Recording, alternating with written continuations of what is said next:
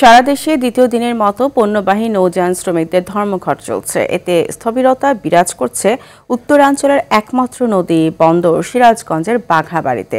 বিপাকে পড়েছেন শ্রমিক, ব্যবসায়ী সহ বন্দর সংশ্লিষ্টরা। বাঘাবাড়ি নৌ বন্দর হয়ে উত্তরাঞ্চলের ১৬ জেলায় জ্বালানি তেল, সার সহ বিভিন্ন পণ্য সরবরাহ হয়ে থাকে। নৌযান শ্রমিকদের কর্মবিরতির ফলে জ্বালানি তেল সহ সকল পণ্য পরিবহন বন্ধ রয়েছে। এতে উত্তরাঞ্চল জুড়ে জ্বালানি তেল সংকট দেখা দেওয়ার শঙ্কায় সংশ্লিষ্টরা। এছাড়া বরিশাল, মোংলা সহ বিভিন্ন স্থানে নৌপথে পণ্য পরিবহন বন্ধ আছে। চাঁদপুর এমভি আল বাখেরা জাহাজে ৬০ নৌযান শ্রমিক হত্যার প্রতিবাদ সহ ৪ দফা দাবিতে বাংলাদেশ নৌযান শ্রমিক ফেডারেশন এই কর্মবিরতির ডাক দেয়।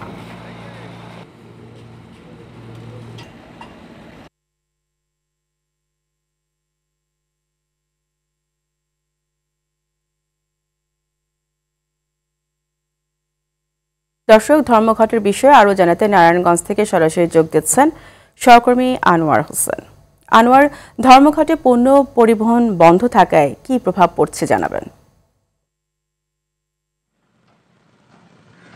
ফারিয়া, নারায়ণগঞ্জেও সারা দেশের মতো পণ্যবাহী নৌযানগুলি ধর্মঘট ডেকেছে জাহাজি শ্রমিক ফেডারেশন সহ বিভিন্ন সংগঠন। এই ধরনের ধর্মঘটে যেটা হয়, এমনিতেই দেশে পান থেকে চুন খসলেই জিনিসপত্র দ্রব্যমূল্যের দাম বেড়ে যায়। এই ধরনের ধর্মঘটের সাথে কিন্তু এই ব্যাপারটাই জড়িত, কারণ নারায়ণগঞ্জ থেকে অনেক পণ্য সারা দেশে যায়। আর এরকম ধর্মঘট হলে জিনিসপত্রের সরবরাহ যেমন কমে যায়, দাম বাড়ে, তেমনি যারা শ্রমিক কর্মচারী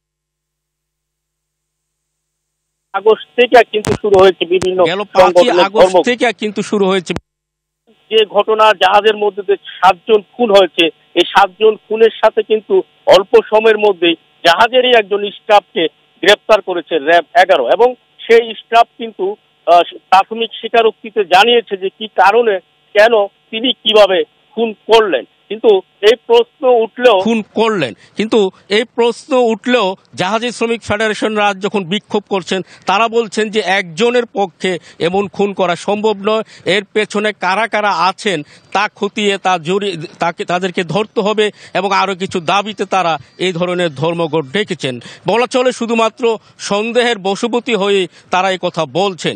এতে করে সাধারণ মানুষ যেমন বিপাকে পড়ছে, তেমনি এর সাথে, এই শিল্পের সাথে যারা জড়িত বা এই পণ্যবাহীর সাথে যারা বিভিন্নভাবে জড়িয়ে আছেন, তারাও কিন্তু ভালো নেই।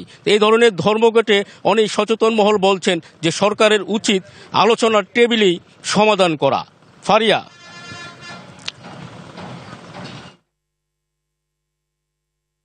আনোয়ার, আপনাকে ধন্যবাদ।